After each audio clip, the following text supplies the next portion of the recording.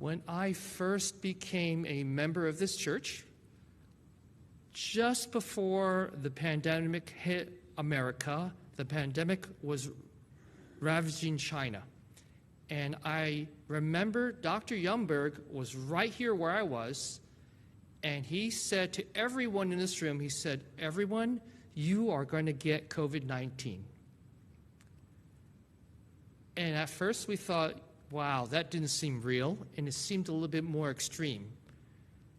And at that time, he presented many simple, inexpensive things that we could do. Vitamin D3, rest, the iodine nasal spray, all these simple things. To this day, as far as I know, not one church member has passed away from COVID-19. And he became a tremendous blessing to this church. So it is my privilege to introduce Dr. Wes Youngberg. He is a practicing lifestyle medicine specialist, a clinical nutritionist in Temecula, California. He's also one of the founding directors and the first fellow of the American College of Lifestyle Medicine. For many years, Dr. Youngberg served as assistant clinical professor for the Schools of Medicine and Public Health at Loma Linda University. He also spent 14 years as a medical missionary with the Guam Seventh-day Adventist Clinic as director of the Lifestyle Medicine Clinic, and lectures to medical and lay audiences all over the world. He has authored several books, including Goodbye Diabetes and Memory Makeover, How to Prevent Alzheimer's and Reverse Cognitive Decline. Over the last 10 years, his clinical focus has been on optimizing every area of health that strongly impacts the prevention of Alzheimer's and reversing cognitive decline. It is my privilege to introduce Dr. Wes Youngberg.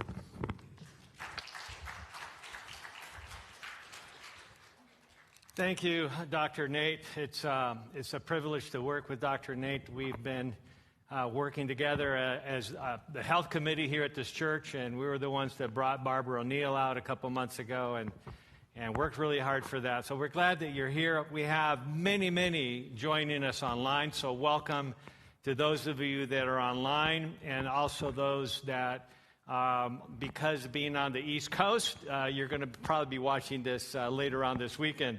So this is a series that is near and dear to my heart. I am doing everything possible myself to make sure that I'm aware of my risk for dementia, and more specifically, what to do about it. What are the innovative new early detection tests that are available? We're going to be touching on those significantly tonight. What are the risk factors that maybe many of you are not aware of at all, that are huge, have a huge impact on cognitive decline, things that we can start working on now. Many of us here in this room tonight actually have a significant family history of dementia, of Alzheimer's. My grandfather has Alzheimer's. I have several aunts and uncles who have Alzheimer's. I know I'm at risk because I've experienced those occasional, some people call them senior moments, but they're not really senior moments at all. They're now happening in 30-year-olds, 40-year-olds. And sometimes we laugh it off. We make excuses. Oh, I didn't sleep well last night. And of course, that's one of the reasons we have these moments, these transient dementogenic events, kind of like transient ischemic events. They are transient because our brain is starting to lose its resiliency. And it happens more often when one little thing gets out of balance. Now we're more at risk, our brain is more at risk, and we're developing challenges.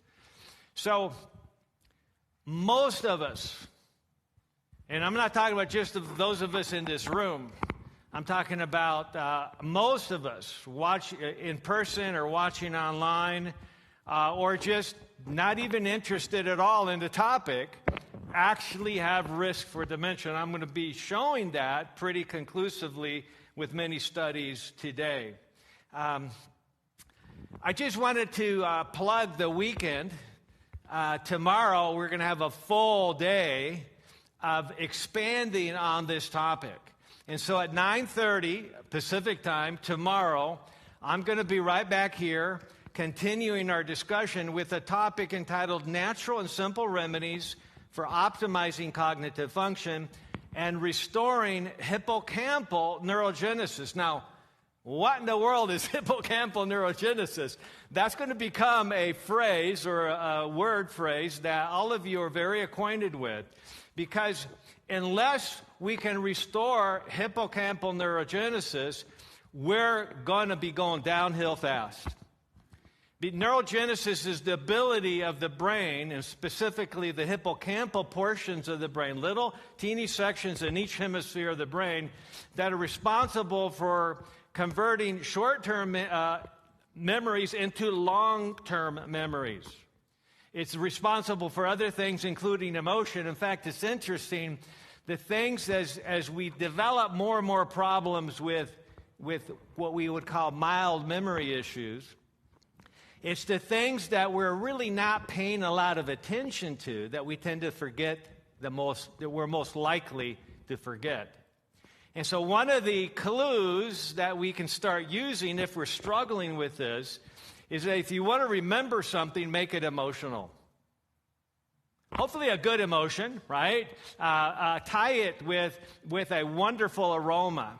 Tie it with one of the senses. And when you do that, whether it's a positive emotion or a negative emotion, you're much more likely to remember it because the brain now pays attention in particular to that memory that you've just made. We're going to be talking about other things that we can do to make sure that we're more likely to remember things. We can't remember things that we haven't made a synapse for. You know, that every memory that we make, and more importantly, that we keep, is tied to a specific synapse in the brain. If you don't make that synapse, that new synapse, tonight, tomorrow, you're not going to remember it. In other words, we have to build a network of synapses in order to have them in place to use them in order to hold on to the memories that come in the morning and the next day. So this is actually an interesting topic, right? Most of us don't think of it that way. And we're going to be expanding on that very concept tomorrow morning, how that works and what that means about what we should be paying attention to in our lifestyle. Many times that we don't pay attention to at all, we actually think it's not that critical. So there's many simple remedies out there. There's many really interesting, novel remedies out there that can be very helpful to all of us to restore hippocampal function, to start regaining what we've been losing maybe for 20, 30 years. But there's also what we call the fundamentals, right? The things that, well, they're so fundamental that we don't really think that much about them. And we may actually be missing. And one of my jobs as a lifestyle medicine specialist working with patients who have cognitive decline or have early Alzheimer's disease or even advanced problems, working with their family, their spouses, is to connect all the dots, to get all the information together and keep track of them, see what are we missing. When somebody's struggling and they're seemingly not getting better, something's missing. The brain is designed, along with the body system, the brain system is designed to heal. That's how God created us, to be able to heal. And so when we're not healing, that means something is missing. Alzheimer's and all the antecedents to Alzheimer's can be referred to as a condition where there's many deficiencies. but it can also be referred to as a condition where there are many excesses. So it's basically trying to figure out for each one of us, what are our deficiencies, and supply those. What are our excesses, and address those most effectively and rationally. So again, we're going to be getting into that tomorrow in much more detail. So I just wanted to pitch for you tomorrow morning. That's going to be some of my most interesting discussions that will make a big impact on people. Will be discussed tomorrow morning. I just had a patient yesterday that was struggling. She said, my memory's getting worse. She's had like early Alzheimer's for a while now, and she is working hard. She's doing a lot of things that are helping her, but not enough of the things to, in her opinion, to impact her ability to remember things that happened recently. She's really good about remembering things in the past, which is usually the case, right? You're better at remembering things in the past than something that happened 20 minutes ago or yesterday.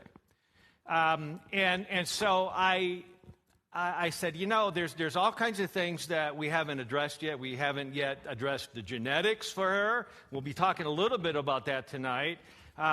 We haven't addressed some other tasks yet. But I said, let's do some troubleshooting. Maybe there's a fundamental issue that we're missing. Sometimes we're looking for the novel thing so much that we miss something that's so fundamental we're not even thinking about it. And basically I spent an hour with her trying to figure this out. And I'll give you a hint. I'm not going to actually tell you what it was, because we'll talk about that tomorrow. But it had to do with her morning routine. And in many of our cases, what we do first thing in the morning upon waking for the first 15 to 20 minutes can make all the difference in the world on whether we're regaining function, restoring health to body and mind, or we're struggling with that. So we want to make sure that we take the time to evaluate the fundamentals and then add to those fundamentals very specific strategies or simple remedies, including novel strategies that are just now we're being made aware of them through interesting research. Okay. Then at 11 o'clock, we're actually going to cover what's the greatest health commandment, the most critical health healing habit.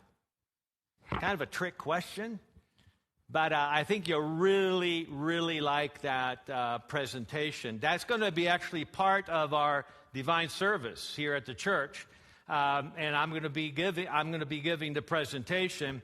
But we're also, during that time, going to, just like any church service, there's going to be worship, there's going to be singing, there's going to be prayer. And it's an opportunity, regardless of your worldview, whether you're a Christian or not, whether you're Muslim or Hindu or agnostic, take advantage of understanding the culture of worship. And there's something special about it. There's new research coming out that singing actually is really, really good for the brain. It dramatically improves circulation. Of course, we all know that singing gets the lungs working, gets circulation through the lungs, but to the brain, and that singing and humming increases nitric oxide generation right past the blood-brain barrier. So, I'm not a good singer, but I love to sing. Okay, and that's one of the things that maybe we Americans need to do a little bit better at. Sometimes I love watching soccer. Soccer in Europe or South America. I grew up in South America, and so I grew up in the era of Pelé. And we were so enamored by Pelé. When he came, we were living in Bolivia at the time, and Pelé was coming to Cochabamba, Bolivia, and we taught our parrot there in Bolivia to say El Rey Pelé. Pelé's the king, because he was the king of football or American soccer. And so it is interesting. It is interesting how there's so much we can learn from culture. So those cultures in South America and Europe, when they get to the soccer games, do they just sing like, kind of waiting for the song to get over? No, they're putting their whole heart and soul into the song, and they're not necessarily any better singers than you or I are, okay? But they're getting into it. There's a sense of pride and nationalism and, root for the team kind of thing, right? And so don't wait until seventh inning stretch, right, at the ballpark to do a little singing. And if you can't sing at all, do a little humming. And so these are just examples of what can be really powerful in healing the brain. So sometimes it's things that we just don't really like, especially many young adults and teenagers, they wouldn't get caught, singing or humming anything, right? But really, it's something that we all need to take advantage of and learn to enjoy and appreciate. More on that later. And then 12:30, we're gonna have a wonderful feast prepared by Nikita. And if any of you were involved at the Barbara O'Neill event and had any of the food that was available during the week-long Barbara O'Neill event, that was the work of Nikita. And she has agreed to make a brain-healthy lunch for all those attending the afternoon program. So in other words, you can come, just show up. We'll have more than just barley loaves and fish for you. Okay? There was some awesome soup and a wonderful salad and some other things that Nikita is preparing. And then, of course, at 2 o'clock, we're going to wrap up this series tomorrow by looking at stories of healing and discovering your path to optimize brain wellness. And then at that time, we will have plenty of opportunity for Q&A. And so, anyways, that'll be available. Okay, now, I want to point out that one of the reasons we literally planned on this event for just 1 week. I don't know how many churches plan on events this big in just 1 week. We would have made a much bigger impact on the community if we'd had more lead time. But I realized just last week that if we didn't start with an 8-week series that I'm planning to do, never done it before. This is an amazing opportunity for our community, and it's going to be available as a Zoom session online as well, just for people to register. Okay, and I have multiple people from the community, from this church, business people, etc., who have offered to sponsor people who cannot afford to sign up themselves. We've already signed up more than several individuals that required a sponsorship, and we're more than willing to do that for those of you that you feel you need. $99 is maybe not much for some of us, but it is a lot for some people, even though that's just covering material fees, etc., for an 8-week series. By the way, a program like this that we're talking about, Monday evenings from 6:30 to 8, for the next 8 weeks, we'll take breaks for any holidays, it would normally cost about $2,000 a person. I know, I've been in this field for many years.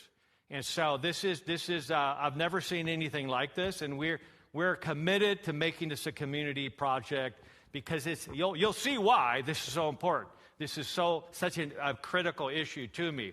So, bottom line, see the QR code in the bottom right of this slide, whether you're online or watching the recording or whether you're here in person, use your phone and click on that or take a take a shot or use your camera to get that QR code information, and that'll link you directly to registration. If you need to request a sponsorship, to be sponsored, email us at info@dryoungberg.com. If you can't remember that email, okay, just look me up, Wes Youngberg, on the internet. You'll see the clinic and you'll see the contact information there, and you just request sponsorship, and we'll get back to you by email. So again, this is available virtually. It's going to be recorded, even for people who are on the East Coast or on Eastern Standard Time. You'll be able to get links to the recordings if you don't want to stay up to 11 o'clock your time to go through the program. So at any rate, check out this. That starts this coming Monday, July 14.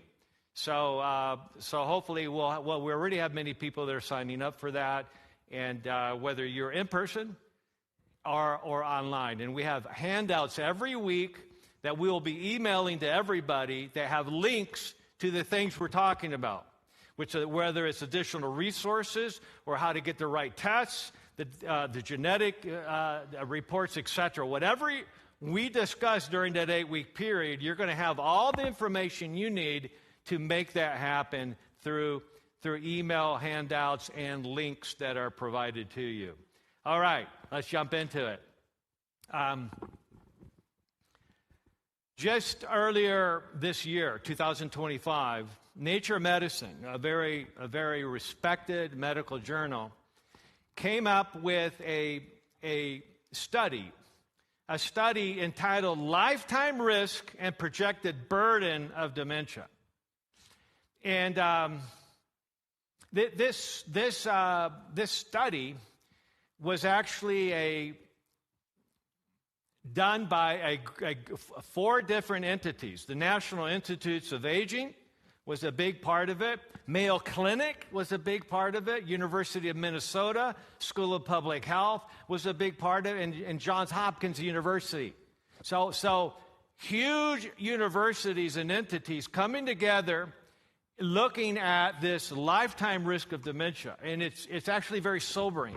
And let's just jump right into it. I'm going to start with a summary of the study and comparing it to a study that was completed 10 years before, to show you what is happening almost exponentially in the prevalence of dementia of all kinds, but especially Alzheimer's, is just shooting up. And there's reasons for this, and we're going to be talking about that throughout this weekend. So the first study that was actually completed in 2009, that was actually part of the Framingham Health Study. I actually got to meet and speak with the medical director of the Framingham Health Study back in 1988. When I first went on to full-time faculty of the School of Public Health at Loma Linda University, it was my first official job after graduating. And my boss, the dean of the school, Dr. Ed Crick, who's a rheumatologist, he wanted to make sure that all the young faculty were fully enmeshed in epidemiologic research. And of course, I'd taken pretty much every research class you could take at Loma Linda University, so I was very much in love with research. I even spent time with the director of the Adventist Health Study at NIH, learning about how to do additional studies. But Dr. Crick invited me to the Society of Physicians and Surgeons gala. It was a get-together, and the keynote presentation was being given by Dr. William Castelli, the director of the Framingham Health Study at the time. And it was a pretty heady experience for me, because Dr. Crick had actually purchased a whole table at the very front of the auditorium. So I was right there looking at Dr. Castelli. He did an amazing work. It's a study that began in 1948 in the small town of Framingham, Massachusetts. It's the biggest, longest-running study ever done, looking at every single family in the town of Framingham. There's over 5,000, so it's a small town, 5,000 individuals that were studied, and every 2 years they would fill out lots of paperwork, do a whole bunch of testing, and then their children became part of the study, and their children became part of the study. We're now into the 4th generation or 5th generation of individuals, so the study is still ongoing, and we're learning so many things about, when you do this, when you live in this way, what happens 10, 20, 30, 40, 50 years later.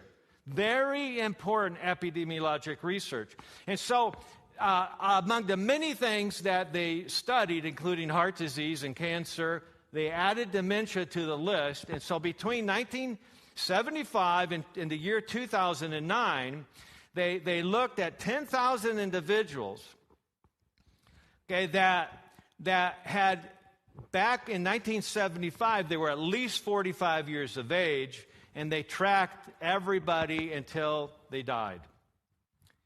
And what they found at that time, so by the end of 2009, if you were at least 45 years of age in 1975, you as a man had 14% chance of getting dementia. Now that's bad enough, right? But as a woman, almost 1/4 of women back then, 50 years ago, were ending up with dementia. Now, the reason I'm making such a big deal about these two studies is because only 10 years later, with the study entitled Atherosclerosis Risk in Communities, that was a collaboration between Johns Hopkins University, Mayo Clinic, University of Minnesota, School of Public Health, and the Institutes of Aging, or National Institutes of Aging. That study began in 1987, just 12 years later from the earlier study, and ended in 2020, 11 years later than the first study. Look at the difference in the prevalence of dementia. It has now gone up in men from 14% to 35% in 10 years in a study that started 40 years ago, precisely 38 years ago. Has anything happened in the last 38 years that you think might somewhat further increase the risk for you and I, for those of us here in the room that are between the ages of 55 and 95, what is our lifetime risk? This is very, very, very sobering. So this is a study that was just, they just published it this year, but they were looking at data up until 2020. Has anything happened in the last 5 years since this study was completed that might increase our risk for dementia? Yes. A tremendous, in fact, probably the worst 5 years in over a century impacting our risk for dementia. We'll go over that later as well. So for men, the risk goes up to 35%. That is more than double in just 10 years. The risk for women goes up from 23% to 48%, again, in a study where you had to be above 55 back in 1987. Right?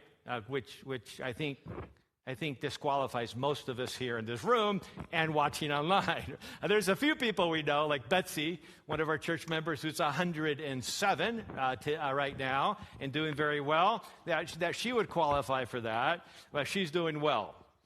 So another one of the take-home messages that came from this study was that if you are alive and dementia-free at the age of 75, there is a lifetime risk of dementia that is over 50% in the overall population and in almost all subpopulations. Wow. So those of us that are, well, and this is again looking back 40 years ago, 20 years ago, 30 years ago, 40 years ago. What is if it was basically 50% risk, 1 out of 2 chances of coming down with Alzheimer's or some form of dementia? Alzheimer's, by the way, is the lion's share of dementia. 80% of all dementia is in the Alzheimer's category. It's the most likely form of dementia, and frankly, it's probably the type of dementia you want if you're going to have dementia, because we know the most about that. The second most common form of dementia is vascular dementia. That can occur because of strokes, that can occur because of other factors, basically atherosclerotic disease that can promote blood clotting and so forth. And so that's the second most common, but it's way, way less common than Alzheimer's is. And of course, Alzheimer's it also has a huge vascular component. There's many, many different factors that go into promoting cognitive decline in Alzheimer's, and that's why we're having a whole weekend in a whole 8-week series to deal with it, figure out how to fix it, which we can do, we believe, the majority of the time.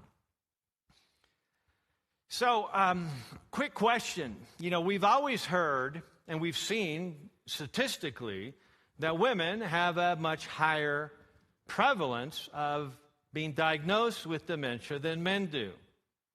What does that mean? What is going on? Why is that? And so here's the bottom line. You can read it for yourself on this slide. The incidence of death without dementia was nearly 2 times higher in men. End of story. In other words, men are twice as likely to die early before they get dementia, and so of course they're going to have less dementia because they didn't live long enough to get dementia, and the women did live long enough. They lived longer and therefore were more likely to be diagnosed with dementia. That is the biggest reason for it. So in a sense, that's good news for women. It's maybe good news for men too, except that we got to get our act together. We need to figure out how to live long enough so that we can more effectively address the issues with dementia, right? Now, here's an interesting thing about this process. What I have learned, especially in the last 10 years, and of course I've been practicing lifestyle medicine full-time for 35 years now, and of course was very much involved in it academically for 10 years before that. So this is a big interest of mine, trying to understand what the factors are that drive risk. And so as this is summarizing here, is that men were less likely to survive to older age, thus reducing their overall lifetime risk. It goes on to say, and I'll circle back to this in a minute, poor access to education, which I think is more of a kind of a phrase suggesting that individuals that are not focusing on getting ongoing learning stimuli. See, if you just do your education and maybe don't go on to keep studying, but it really is not about how many years you're in college or in school. It's about how many years you're learning things. And you can do that whether you have a high school diploma or not. And so the key is always be learning things. Learning, especially once you retire. When you stop using the executive function of your brain in your work, a lot of people just kind of go into kind of zone mode. And their brain basically starts literally losing over 1,000 hippocampal brain cells a day. You're just bitterly whittling away at that memory center of the brain. Why? Because you're not using your brain, and if you're not using it, you tend to lose it. Okay, so especially when you're basically no longer putting mental effort into something like work, make sure that you're putting mental effort into something else. Learning a new language, learning an instrument, a musical instrument. doing something that activates the brain. So if you're not doing ongoing learning stimulus, okay, you're at risk right there. You're at risk. Nutrition is another factor that the researchers of this recent study in Nature Medicine pointed out to be a big thing. Okay, so basically, when the focus is on refined foods rather than whole plant-based foods, there's so much, we could spend hours and hours talking about optimizing our diet. And we'll touch on that this weekend. But, the key is, I just can't help but think of, we love the finches in our backyard. So we have a fairly small backyard. Half of it is pool. It's just something that we just inherited when we bought at the bottom of the market in 2011. So we were lucky to get that. But we recently, I was sitting by the pool. We have this little pool in the backyard. I was sitting by there a couple weeks ago, and I saw finches chowing down on the sunflower leaves. I'm going like, this finch is destroying our sunflower, right? So I was trying to decide, do I shush it away or... we have all kinds of bird feeders up, and we love watching the birds eat. So I said, no, I'm just going to let it eat. It's eating some vegetables, But then my wife actually looked it up, and finches eat sunflower leaves because they're uniquely nutritious, especially if they're planning on having a little family. So why is it that animals seem to know more about their needs for nutrition than we humans? And so last weekend, we went to the nursery and bought this huge old pod of sunflowers. Probably had 20 sunflowers on it. And we put it out there behind the pool, between the feeders. And now the finches go between the feeders and the water bath to get water. And then they jump on the sunflower plants and they eat the leaves because they're getting their vegetables. And I'd like to suggest to us today, right now, that if we're not at least getting 3 or 4 servings of non-starchy vegetables every day, we're missing out. In fact, some of the top cancer specialists in the world, when they write books on nutritional optimization relative to cancer risk, the goal, ideally, is to get about 9 to 10 servings of vegetables and fruits a day. And you know how many people do that? Probably less than 2 to 3% of the nation.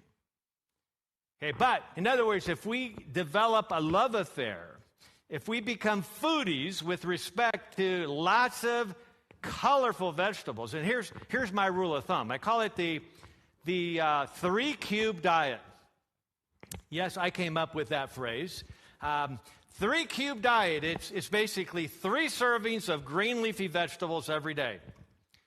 3 servings of colorful vegetables, and you can even add in some blueberries or blackberries as part of the color for that. So it's not all vegetables, but we would count those fruits as they're so nutritious. Those deep colors are actually the chemical elements, the pigments themselves in fruits and vegetables that makes the color, the deep color. That's what dramatically alters our genetic expression favorably.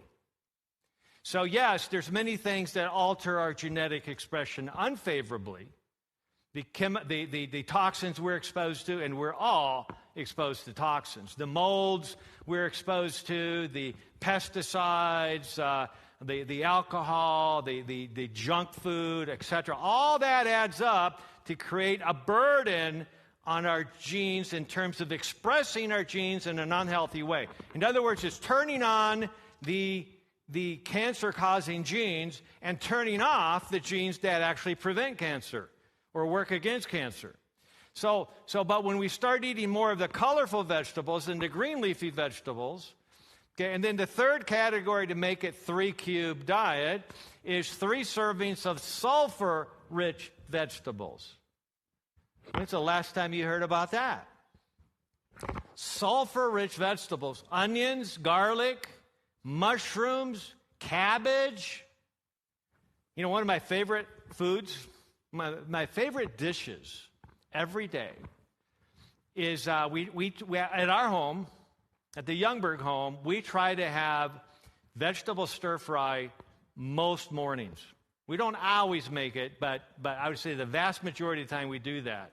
And what we do is we first saute, just basically stir fry some onions and mushrooms. And you can use a little bit of extra virgin olive oil if you want, but you can just use a little water if you want. It'll just saute itself.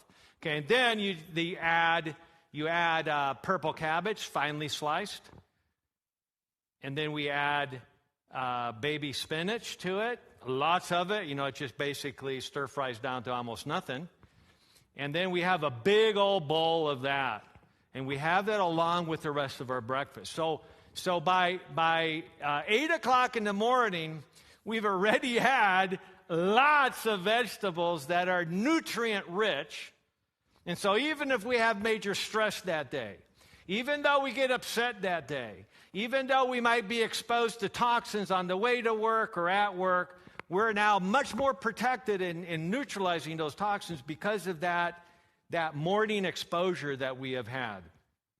So nutrition is critical in this process, and again, we'll go over that more as we go.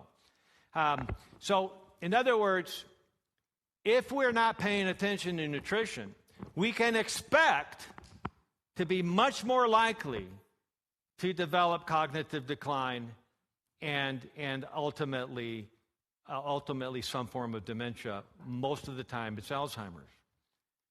So there's something we can do. There's many, many things we can do. Okay, so bottom line here of the study is that the policies that enhance prevention and healthy aging are an urgent public health priority for reducing the substantial and growing burden of dementia.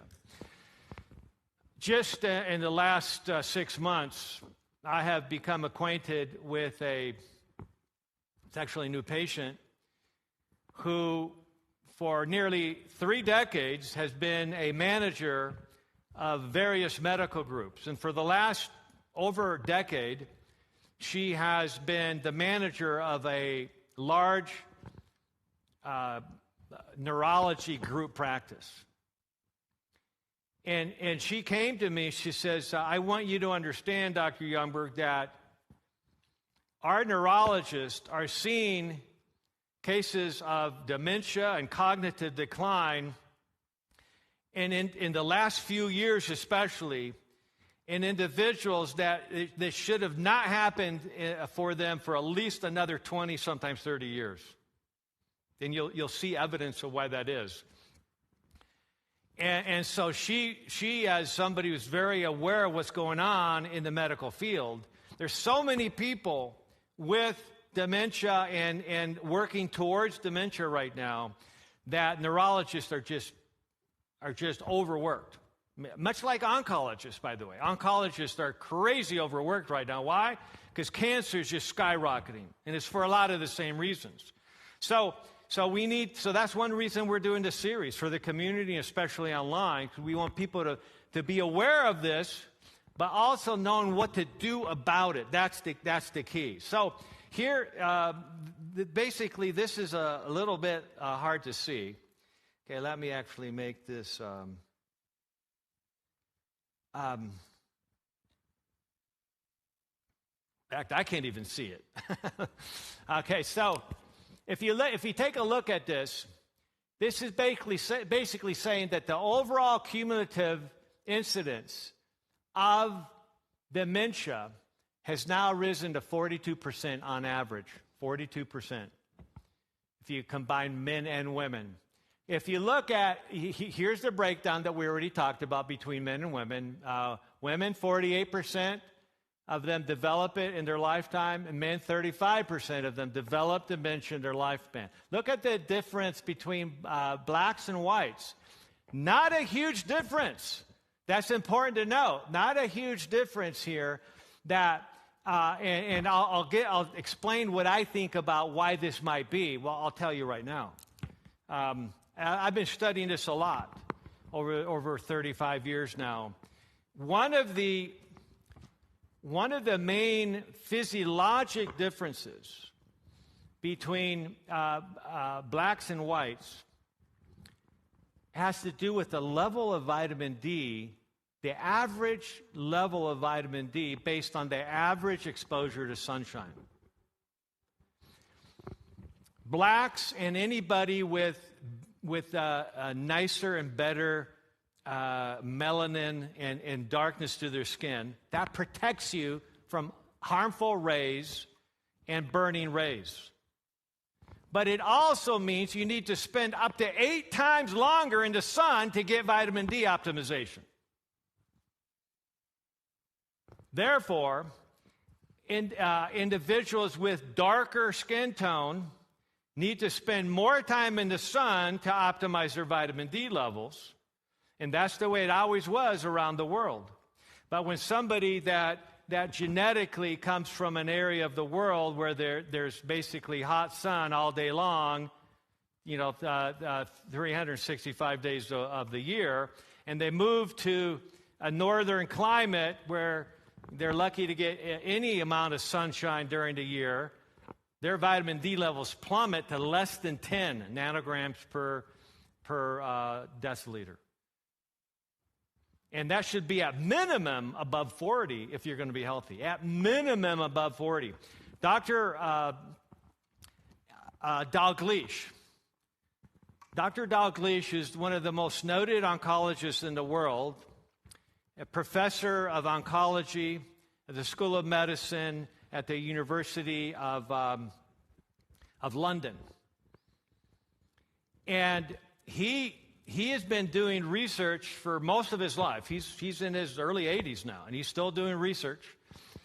And he's pointing out that he was always wondering why there was some people who responded really favorably to chemotherapy, and other people did not.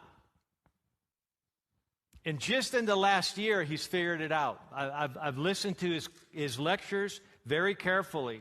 And it's amazing. It's a wonderful awareness that all doctors should be paying attention to, and more so for you and I, because we're all at risk of cancer, and cancer's going crazy right now, right? So we don't want to be one of those statistics. And here's the bottom line.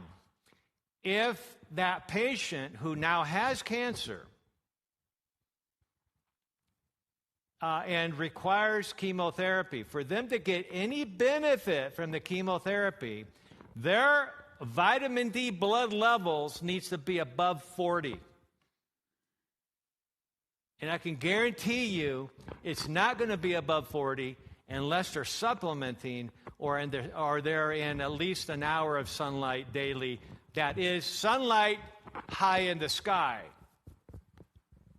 And you're only going to get that during the summertime. Most places, even just north of San Diego, right? Okay, which is most of the country. Okay, you basically have a 4 to 5 month vitamin D winter, where even if you're in the sun all day long, you're basically making negligible amounts of vitamin D from a health perspective. Okay, so vitamin D is not just to prevent cancer, though. Vitamin D has been even longer understood to be a powerful preventer of Alzheimer's. And we'll talk more about that tomorrow. But I got to throw vitamin D in every lecture I talk about, because this is really critical. By the way, one of the reasons I do this is because recently, and not so recently, for the last 20 years or more, there have been medical organizations and medical societies that have been basically saying things and writing things that make people believe that vitamin D is not only not important, but actually could be dangerous. And let me just suggest to you that the danger is what they're saying. That's the great public health danger. If Professor Dalgleish is right in the least, and I believe he's right because he's one of the best oncologists in the world, he's saying you got to have your vitamin D's above 40, and if you're not supplementing vitamin D, you're not going to be above 40. Pretty much guaranteed. And I've been checking everybody's vitamin D levels for almost 30 years now, in Guam, 14 years on Guam, and now 20 years here in California. So if you can't have good vitamin D levels living in Guam and California because of sunshine, you're smack out of luck anywhere else, and you're out of luck here too. It just doesn't work for a lot of reasons we'll go over. Okay, so bottom line, make sure that is the primary reason I believe that there's a discrepancy or a disparity in health between most blacks and whites is low vitamin D level. You know, when Dr. Madrid, who was one of the physicians, family practice doctors at the Rancho Family Medical Group, when I moved from Guam to Temecula, that's where I practiced, and he invited me to go to the very first vitamin D conference ever done. It was right here in San Diego at the University of San Diego, UCSD actually. And we had eminent researchers from all over the world speaking at that conference saying, you doctors need to get with it and start promoting vitamin D. It's one of the simplest things you can do to improve somebody's health.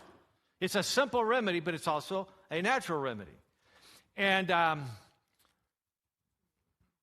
I remember Dr. Madrid and I walked up to Dr. Robert Heaney, who is the professor of medicine at Creighton University in Omaha, Nebraska.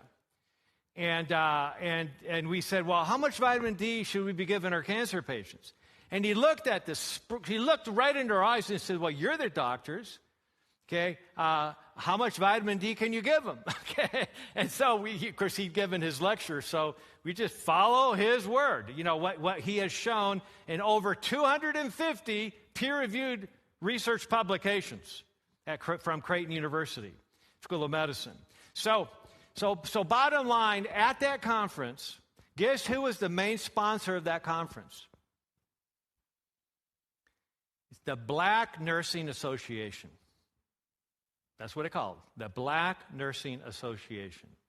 And all these women nurses, primarily women nurses at the time, were there sponsoring this conference. Why? Because they knew that Black Americans and blacks everywhere and people of color everywhere are much higher risk of cancer and diabetes and dementia because they need more vitamin D.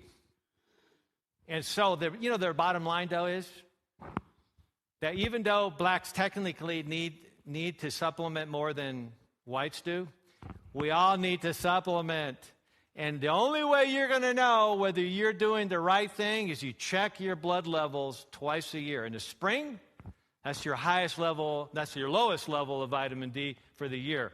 In the fall, that's your highest level because you've just experienced summer, and hopefully you spend some time outside. But you know what?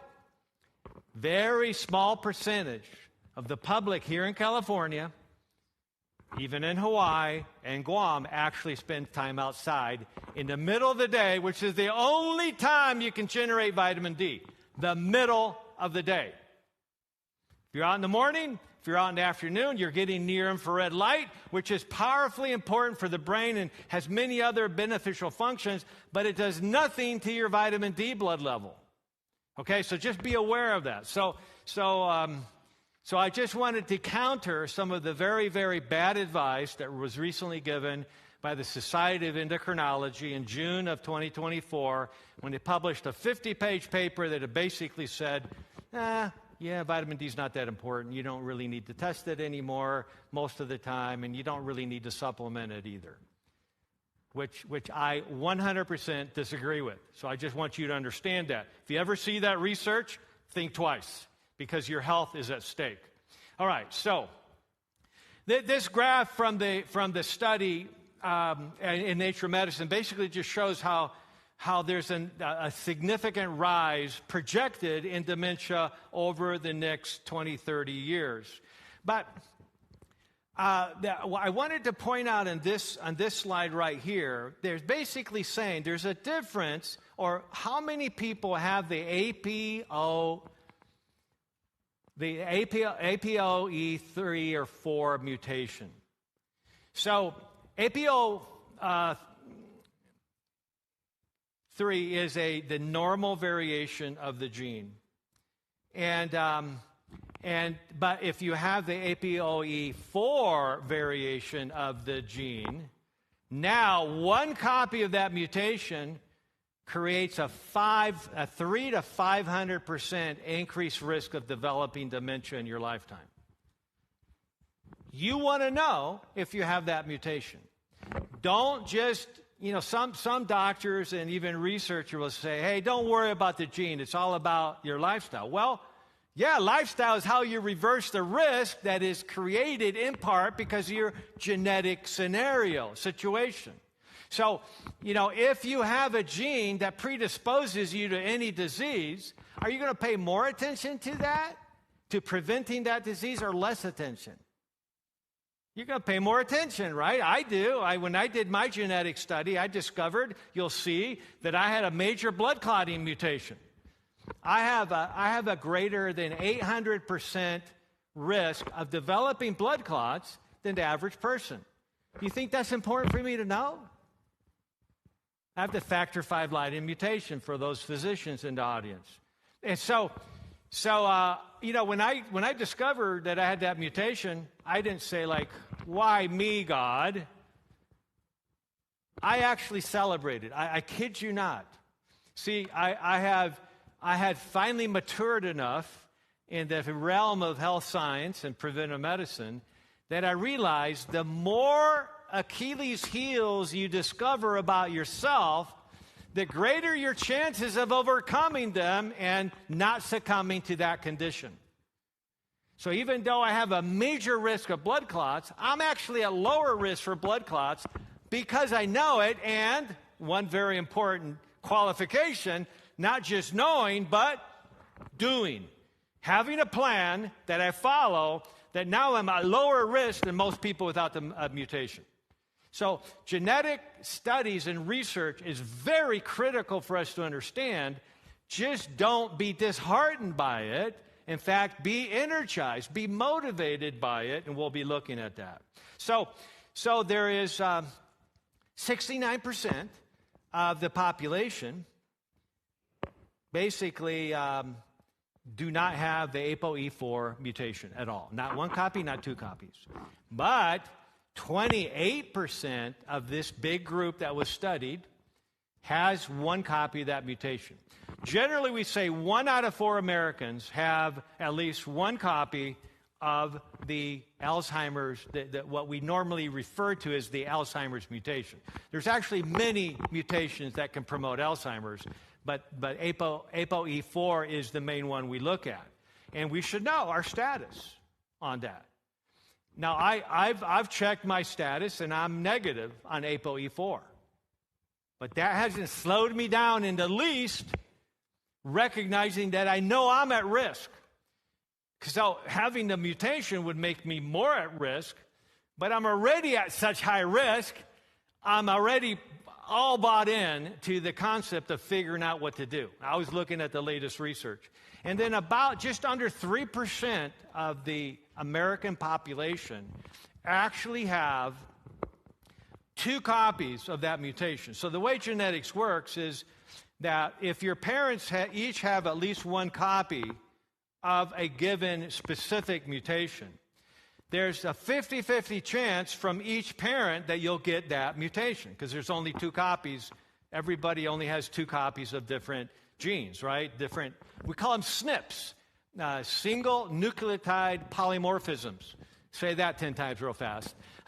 And so these are just little sections of genes that code for an enzyme or code for producing something in your body. And in this case, that copy of that mutation dramatically increases the likelihood of depositing beta amyloid in the brain,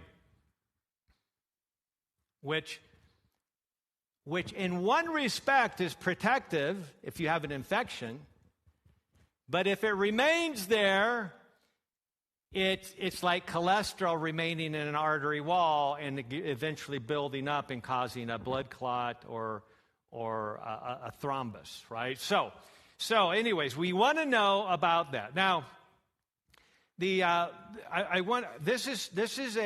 just added these slides just this afternoon. This is very interesting work. I've been reading Dr. Bredesen's new book, The Ageless Brain. Really interesting. His goal by writing this book is that he wants more and more people to come to the point where they're doing so well by understanding their risk and mitigating and changing that risk that they'll literally have an ageless brain. So this idea that cognitive decline is just a normal part of aging is absolutely false. It's oftentimes repeated, but there's no evidence scientifically about that at all. Now, do more people develop dementia and cognitive decline as they age? Yes, but it's not because of aging. It's something that is happening as they age because they're exposed to something. It's not the fact that they're getting older that's causing the problem. There should be no cognitive decline at all as we age. And if there is, something's wrong, and our job is to figure out what that is and to fix it. That's good news, because it is most of the time fixable in that respect. Okay, so here's an interesting study that Dr. Bredesen was bringing out. It's actually a study, almost more like a report, if you will, by Blue Cross Blue Shield, that literally basically are insuring over 1/3 of working Americans. That's a big group. And so they have all the statistics on 1/3 of all working Americans. Basically 18 to 65. And so they basically presented this paper, which was a review of their data that looked at early onset of dementia and Alzheimer's rates that is just going sky high. So let's take a look at what they said. The bottom line here is that there was 37,000, more than 37,000 individuals in America that were commercially insured between the ages of 30 and 64 were diagnosed with early onset Alzheimer's disease in 1 year alone, 2017. And again, this is looking at their population.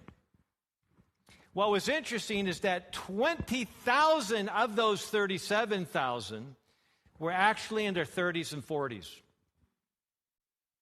This is a huge problem that we're noticing here. So now take a look at the increase.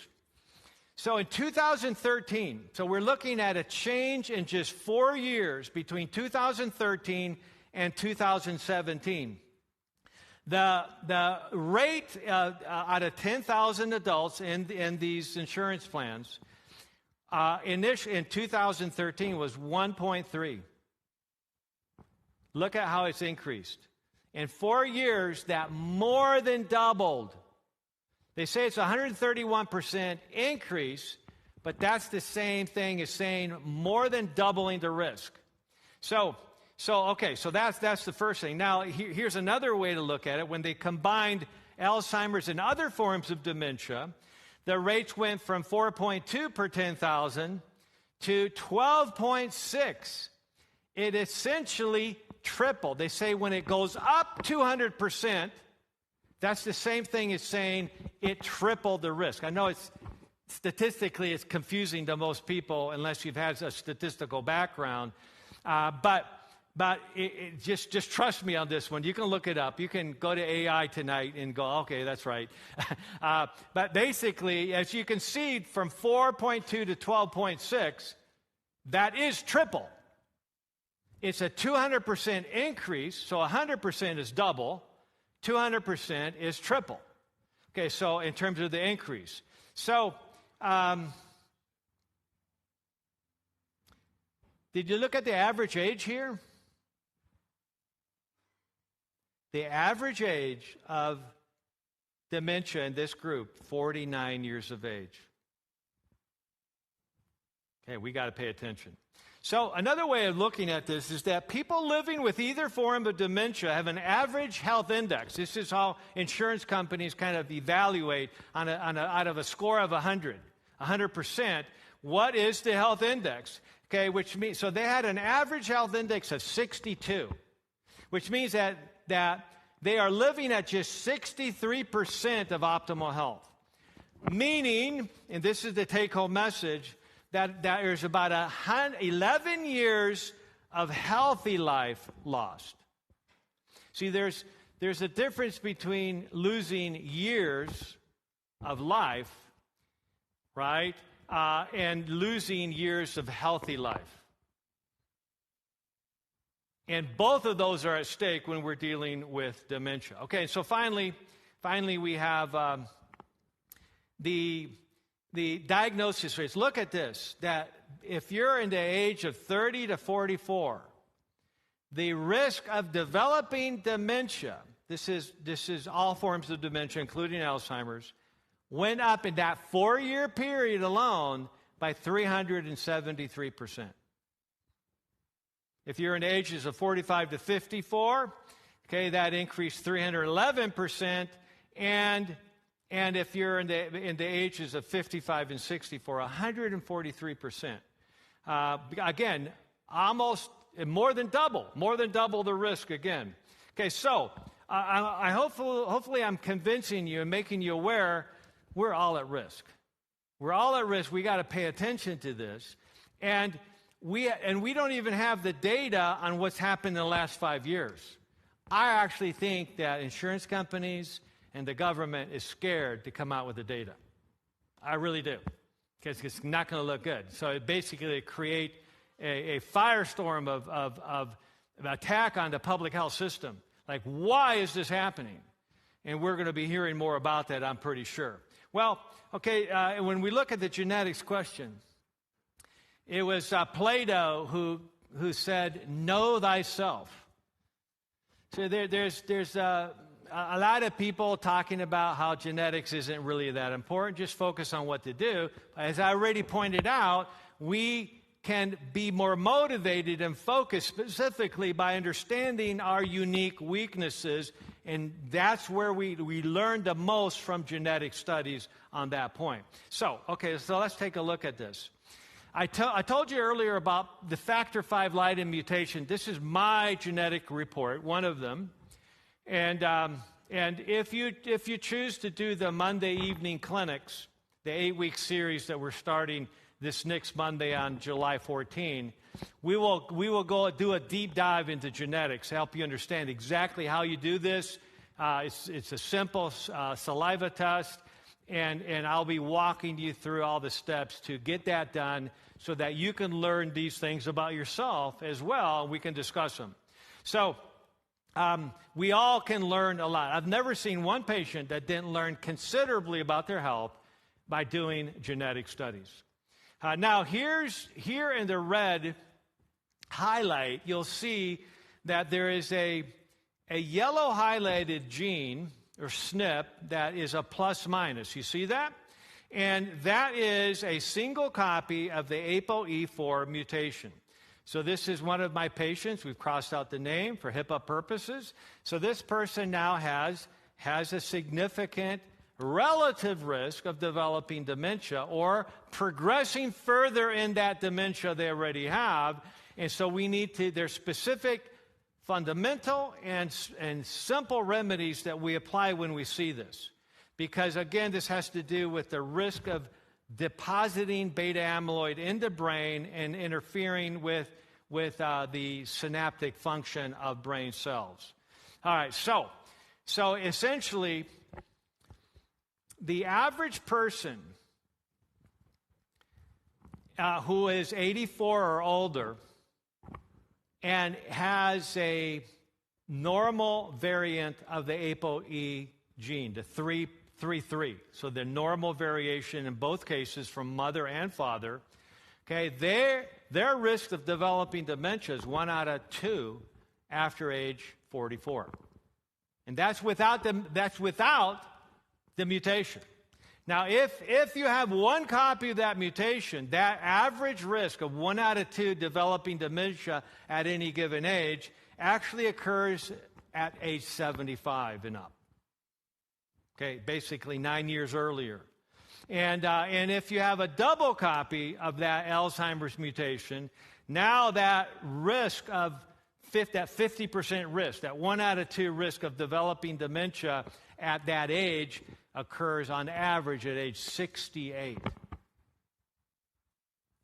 So, we want to be paying attention to that. So when it comes to genetics, I love this quote by a professor from the University of London who said, "We are the guardians of our genome."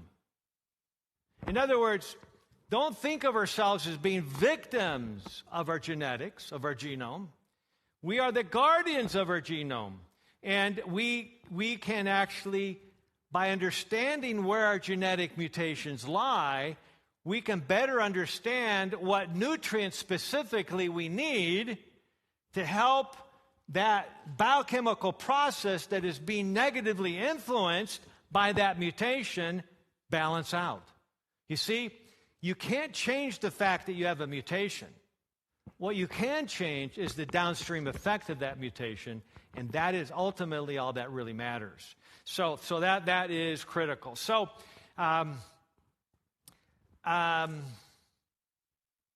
it was Cicero, the Roman orator and politician and statesman, who lived in the about 30, 40 years before Christ did.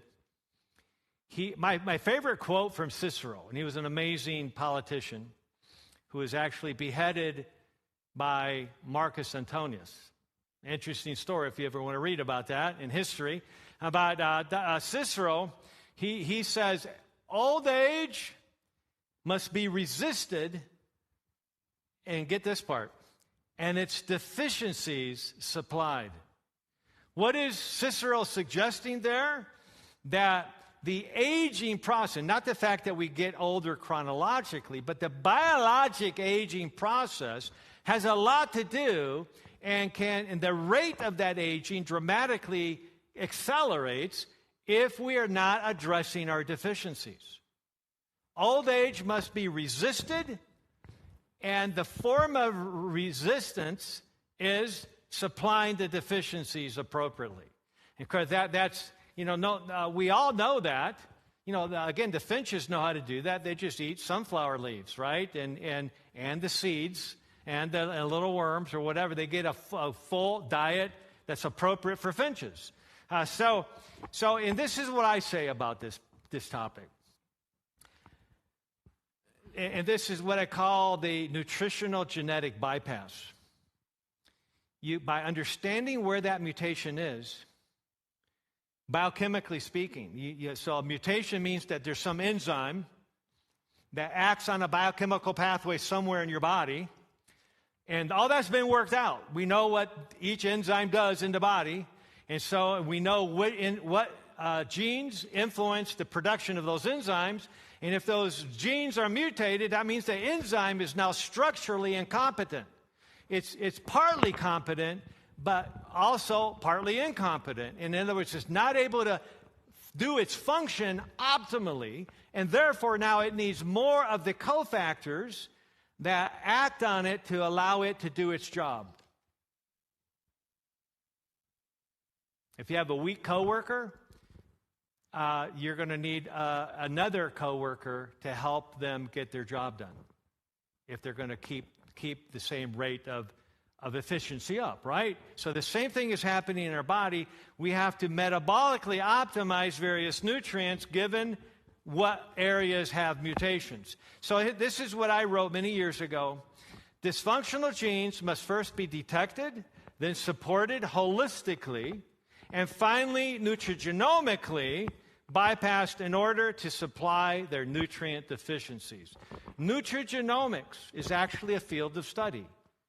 It's basically establishing the fact that genetics operates through the nutritional metabolic realm.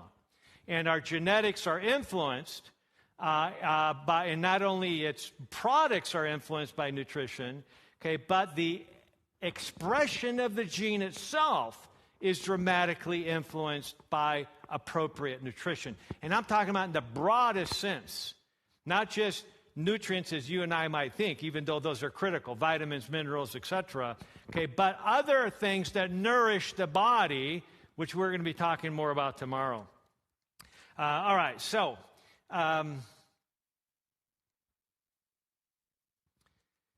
as we define dementia,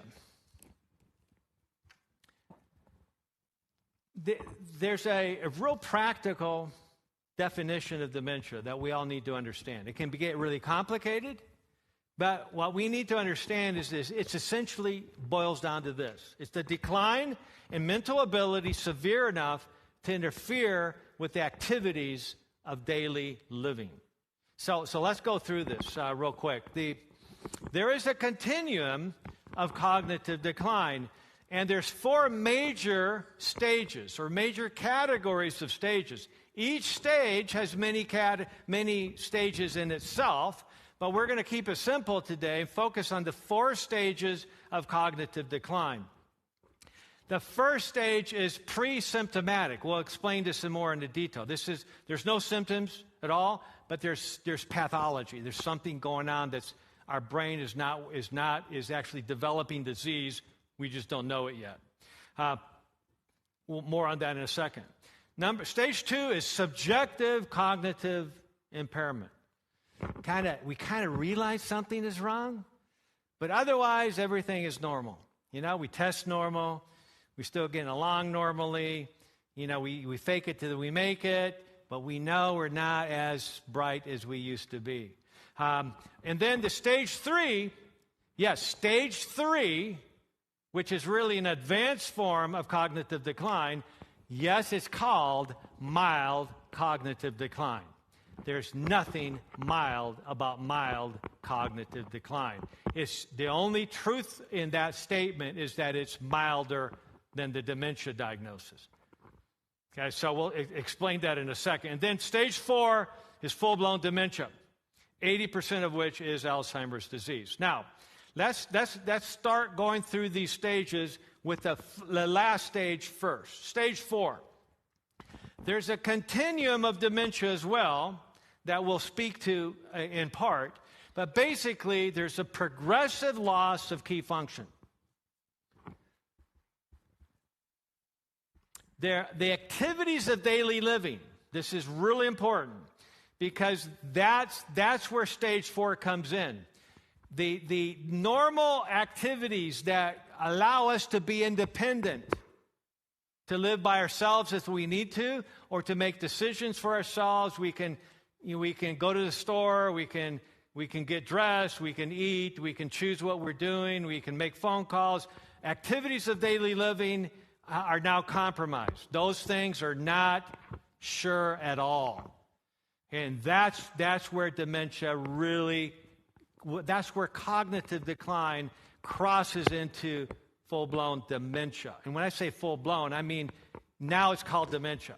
So if it's borderline dementia, that's borderline full-blown dementia, right? That doesn't mean that there's not a progression. There certainly is a progression there that can turn into now advanced forms of Alzheimer's. And so at any stage we want to intervene, and we can. That's the good news. If you get a chance to read my book, and if you joined a Monday evening group, you'll actually get a copy of the book, Memory Makeover. It focuses on the story of John and Mary. And I'll tell the story tomorrow. But essentially, she'd had, by the time I'm talking to her husband, John, she's had Alzheimer's dementia for 15 years. And the last 5 years have been advanced dementia. She had such advanced dementia when her neurologist, who's a friend of mine, we were students together at Loma Linda, her neurologist did a brain MRI to look at hippocampal volumetrics, which just simply means we're looking at how much space is left in the hippocampi of the brain. and she had lost so many hippocampal memory neurons that they couldn't even see if there was any there. It was just basically all whited out on the MRI. And so her hippocampal volume, the amount of space that was still present, was way lower than the first percentile. In other words, 99.9% of individuals her age and gender had more hippocampal volume than she did, which means more memory cells in her brain than she did. And she had a dramatic improvement in her cognitive function over the next 6 years. She couldn't have done it herself because she couldn't do it herself. She had no capacity to do it herself. But what made the difference is her husband, who was so in love with her. I mean, they were high school sweethearts. He was so in love with her, he could not bear putting her into a memory care. Even though, if anybody qualified for memory care, it would have been her. And so it's a great story. We'll go over it more tomorrow. Okay, so, all right, so I'm going to finish this section here tonight. This can last. I've had patients who have had parents that had Alzheimer's for 20 years. Diagnosed Alzheimer's for 20 years. And I've had many patients, worked with them that already had Alzheimer's for 15 years, and they got better. They still had Alzheimer's. Let me be clear. When I say got better, I don't mean that all of a sudden they didn't have any cognitive decline at all, and they were like when they were in their 30s. That's not, when we say that there's potential to reverse aspects of Alzheimer's, we're talking about improvements. Okay, dramatic improvements in function and recognizing family and being able to interact with family and being family again. The worst part of Alzheimer's is not being able to interact as family because there's no recollection of their being family. And that can come back. That's the good news. I've seen it. I've seen it come back. So the abilities we take for granted, unless addressed properly, methodically, are lost one by one, month and year after year. So here's an important point as we're wrapping up this section this evening. Is a lot of people, and I see this in some families, they go like, yeah, mom or dad, they're not what they used to be. They forget stuff that happened 30 minutes ago. But you know what? That's just let them live their life. Let's not interrupt their lives with tests and changing their diet and, encouraging them to exercise. Let them just do what they want to do. They're in their golden age. Just let them do what they want to do. And what those family members don't understand is that memory issue is going to progress. It's going to progress. It's going to progress into areas that they could not even fathom could happen. And so I actually tell people this when I always tell them just to explain so they understand, so that they don't fall into the trap of thinking, oh, you know what, it's normal aging. We're just going to deal with it and put her in her home and hopefully everything will be okay. And, of course, that's a death sentence, right? So here's one of the things I say, and it's somewhat graphic, but important for all of us to know, important for me to know, to pay attention to, that I've had multiple couples come to me where either the husband or the wife is saying, we got a real problem here. This is not just your typical Alzheimer's. That my spouse has gotten to the point where they have lost so much function in their activities of daily living that when they have an urge to have a bowel movement, they will actually somehow remember to walk into the bathroom and literally forget what to do. That's Alzheimer's, where it's headed, unless we intercede on that. And just imagine for a second with me how that ends up. They defecate in their clothes. They reach back, grab, and spread it on the walls, on the towels, on the sink. They don't know. They've forgotten how to have a bowel movement. And this is another reason I've told you this. Number one, obviously, that will make an impression on all of us. We don't want to let things go that far, which means we have to slow it down now. We have to try to stop it now. And every single couple where that was a concern reversed that within 3 months. How? By paying attention to the fundamentals, which we'll talk more about tomorrow, and by paying attention to specific, simple, and novel remedies that can add to the benefit. That's exciting to me. Clinically, to be able to see a family go like, are you kidding me? We came to you thinking maybe you could help a little bit, but we didn't know that we could accomplish this. And so, in other words, never, never, never give up, no matter how bad it seems. And again, that will be brought out clearly in the story of John and Mary. That was somebody that they actually could not, absolutely not fix themselves because they were semi-vegetable state. Because of the love of a spouse, they came back. They came back enough where the husband says, I have my wife back. I have a relationship with her. She teases me like she used to when we were in high school. She can't communicate like she did back then, but she can communicate enough, and I know what she means, and we're a couple again. We love each other. We enjoy being together. We enjoy holding hands. That is everything. So that's stage 4. Okay, real quickly, stage 3. Mild cognitive decline. No longer testing normal. When testing normal means that you do like a Montreal Cognitive Assessment or a St. Louis University mental state exam, and it's a score of 30 points, and you need to get at least 26 points to be normal. And normal, by definition, means a normal high school graduate would be able to get at least 26 points. That's what you're comparing to, a normal high school graduate.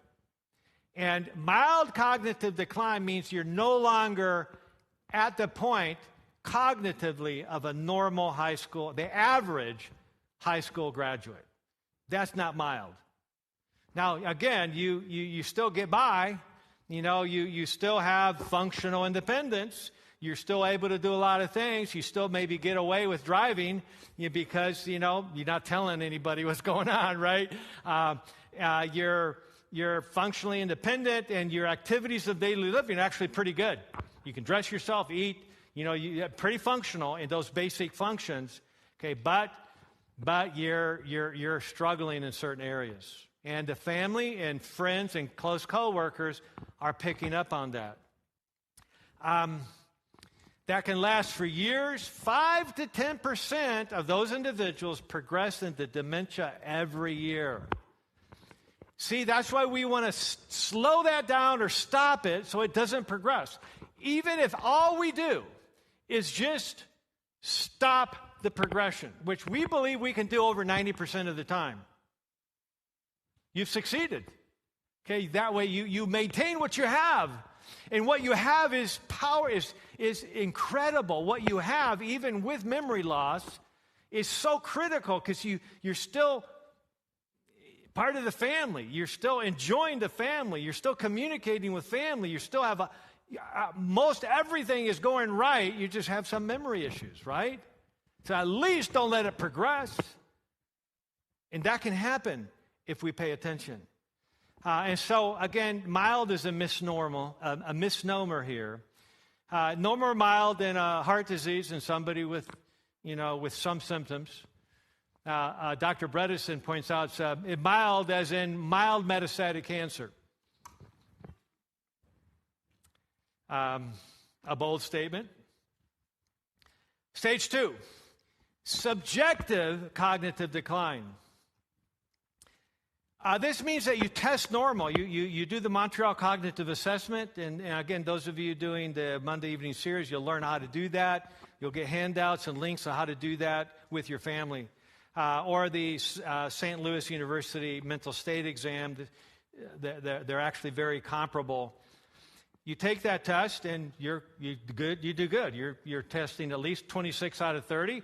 Many would be 30 out of 30. But you notice something's not right. Many of us are in that category right in this room or online. Yeah, we do well. We're still very functional in our professions. We're still very capable. We still communicate real well, but something's wrong. Something's off.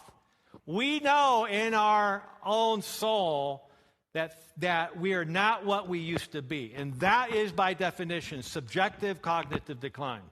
It's subjective. It's kind of like your secret. But that means that there is cognitive decline going on. Typically starts in the 40s or 50s, lasts for 10 years. And if you have genetic risk, that can actually begin in the late teens. I've had many patients who say, oh man, I've ever since high school, man, I just couldn't think straight. Okay, so there's a genetic factor there or other exposures that are bringing that subjective cognitive decline into focus. So this decline is not primarily related to how intelligent we are. This is really important to understand. When we're talking about any form of cognitive decline, whether it's pre-symptomatic, whether it's subjective, mild, or Alzheimer's or other form of dementia, that has little to do with how intelligent you are. It has to do rather with the changes that have occurred in the abilities that you once had. Quick story. As we wrap up, I had a patient come to see me who was a television network executive in LA. And he'd heard me talk on another TV program, and he says, I need to see you, and I haven't really hardly talked to my wife. My wife understands what's going on because I share with her. She was there with him. But he says, something's wrong. He says, I was talking to one of my colleagues at a board meeting at the network a couple weeks ago, and I said, man, I'm concerned about, he was confiding in his colleague. He says, I'm concerned about my cognitive function. And his colleagues looked at him incredulously and said, what are you talking about? You're the smartest guy in the entire organization. And he's telling me the story, and he stopped for a second, looked at me, and says, he's right. I am the smartest guy in the organization. So he knew he was the smartest guy in the organization. He says, but that doesn't change the fact that something's changed in me. See, I used to be able to go into the board meeting and then everybody would be arguing in the board about what decisions had been made 5, 10 years before in some major decision. And finally, they're arguing back and forth with their memories on the topic. They finally go over and I'll call him Art, and they'd say, okay, Art, what really happened 10 years ago? And Art would go like, well, you made a motion to say this, this, and this, and this. And he had this near photographic memory. And then he looked at me and says, I don't have that anymore. I go like, welcome to the club. I've never had anything close to a photographic memory. And he says, and so, but I confided in him. I says, I've never had that ability. But because you have had that ability and you've lost it, that's a big deal. That's far more important for you than it is for me, the fact that I've never had that ability. Because his situation represents pathology in the brain Whereas mine is, that's just the way I was, right? I just never had that superior intelligence that he has. And so he went on this path to figure out, we figured out many loopholes in his lifestyle, in his decisions, in his environment, that were actually creating that blockade that was preventing him from having that near photographic memory. And you know what's really interesting about this story, and I could tell a much longer story on his behalf because it's so fascinating, but we worked with him for about 9 months. And then about 6 months later, after he was on the program for another 6 months, he called me up and he said, Doc, I just want to know, we talked about that ability I had in the boardroom. It's back. I said, congratulations, man. Now your job is to hold on to it. You got to hold on to it, which means you got to follow the path that got you back. Otherwise, you're going to lose it again. And it's not just that you're going to lose, but it's going to progress to the point where you won't be able to do things that the average high school graduate can do. Right? That's critical. Okay, so stage 1, pre-symptomatic. So at this point, there's absolutely no evidence, no clinical evidence of cognitive decline. Everything is working, appears to be working right. There's no subjective indicators that I'm not as sharp or as witty as I used to be. And so we think everything is great. But do you know that for 20 years already, even though we feel like we're on top of our game, or we're still on top of our game, for 20 years already, many people are having this pathology build and build and build onto it, like an artery getting gradually stenosed or covered with plaque, little by little by little, over many years, until boom, it throws a clot, and now you have a heart attack or a stroke. So it's actually a biochemical degeneration that's occurring in the brain.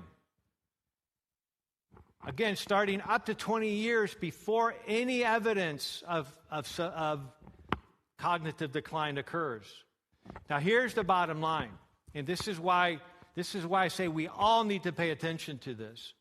In fact, it's being now recommended that because this is such a huge thing occurring now, I have many patients who are professionals and are at the top of their game. They're going like, man, I'm paying attention to analytics, right? Some of the smartest people in the world is the analytics people. They're the ones that evaluate what's going on with the stock market. They're the ones that are evaluating what's changing in our environment, and they can very accurately predict what's likely to happen in the next 6 to 12 months. Well, the analytics are not looking good with cognitive function, not looking good with cancer, not looking good with diabetes, not looking good with a lot of health indices. And so many of these people at the top of their game are contacting individuals like me saying, hey, I want to get tested because now they're aware that they can get tested for things that they would not be able to feel or notice for at least another 20 years, but start doing something about it now to prevent the hippocampal decline, that resiliency of the brain, that you can lose up to half of your memory cells of your brain and not even know it. But wouldn't you rather know that it's starting to happen so that you can figure out what to do to prevent it from happening and then regain? You can actually build that back up. You can rebuild the loss of neurons in your hippocampi. It's called hippocampal neurogenesis, and we're going to be addressing that tomorrow. So there's blood tests that we're going to be addressing tomorrow afternoon in particular, and some tomorrow morning. Basically, historically, the tests that have been done are called amyloid or fluorodeoxyglucose PET scans. Each of these scans is roughly $6,000 or more dollars. Is it a little wonder that very few of us do these scans? So you got to be fairly wealthy, and most insurance companies would not think about doing these scans. Unless, of course, you're interested in being part of a medical study that doesn't allow you to do anything but what they're doing. And I would never, never advise anybody to be part of a medical study especially relative to Alzheimer's. Because basically they'll kick you out of the study if you're doing other things that are good for you. Because it's supposed to be a monotherapeutic study. That's the only way they're going to know whether that drug is effective. And you don't want to be part of that study. You want to be doing everything possible, which means dozens and dozens of things that are beneficial to the brain. So historically, it's only the fluorodeoxyglucose PET scan, which measures how much glucose is getting into your brain, which is a way of measuring insulin resistance of the brain. Okay, it's the same thing that happens to the brain can happen to the pancreas. That's why they call Alzheimer's type 3 diabetes. It's a very similar disease, treated in a very similar way, interestingly enough. Okay, so the amyloid PET scan, which is measuring directly the deposits of amyloid into brain tissue. But those scans are, you're getting a lot of radiation, and they're super expensive. And you have to basically go into a major city, a major hospital system to get those done. Most hospitals don't do those at all. Okay, so the good news is that we now, as of the last year, have blood tests available that we're going to be discussing in detail, especially in the 8-week series on Monday nights, how to measure these 3 blood tests: tau 217, GFAP, glial fibrillary acidic protein, which is a measure of inflammation in the brain, and NFL. It stands for neurofilament light, but it also reminds us that NFL players tend to have abnormally high levels of NFL, which are neural degeneration due to trauma to the brain. And so obviously you don't want that. So bottom line, we're being encouraged to start testing at age 35, and we're encouraged to start checking that every 5 years and every 2 years after 60. Okay, so again, more on that in the future. Now I'm going to go ahead and close. We have some great stuff that we're going to finish up tomorrow that I'm going to add. And let's see.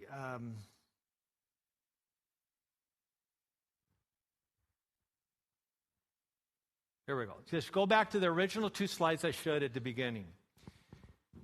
Take advantage. Join us tomorrow, July 12th.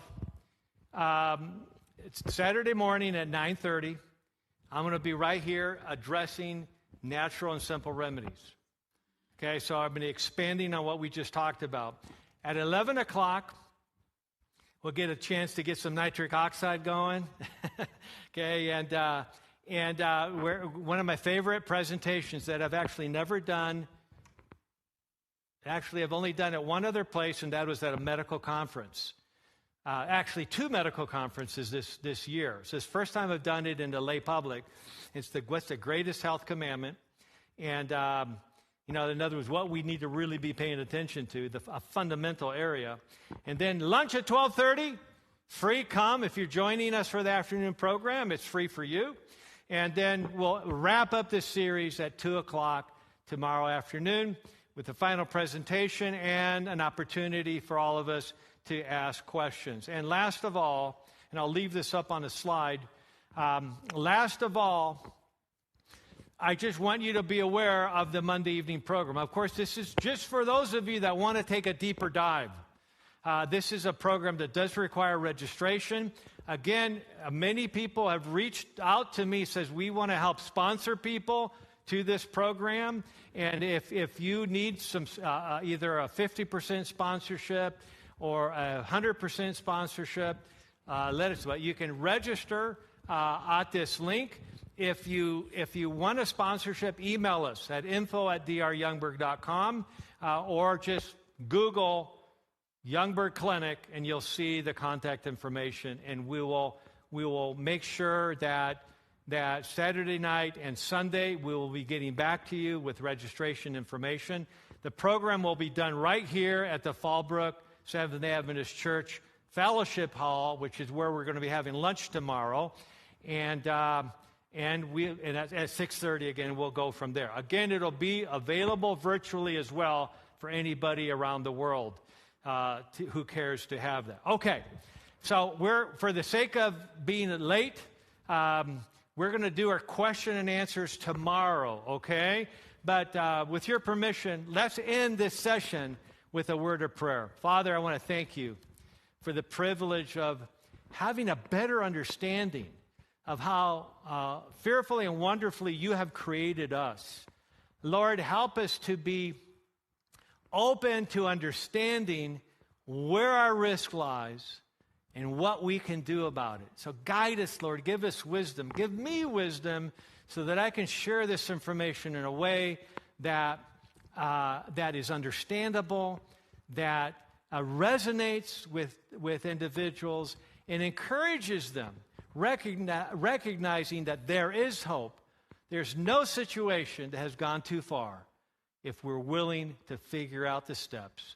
We thank you in advance for the blessings that only you can give. In Jesus' name we pray. Amen. And with that, we say good night. Get some sleep. Okay, get that hippocampal regeneration going tonight so that you can remember what we talk about tomorrow, okay? All right, good night, and we'll see you tomorrow.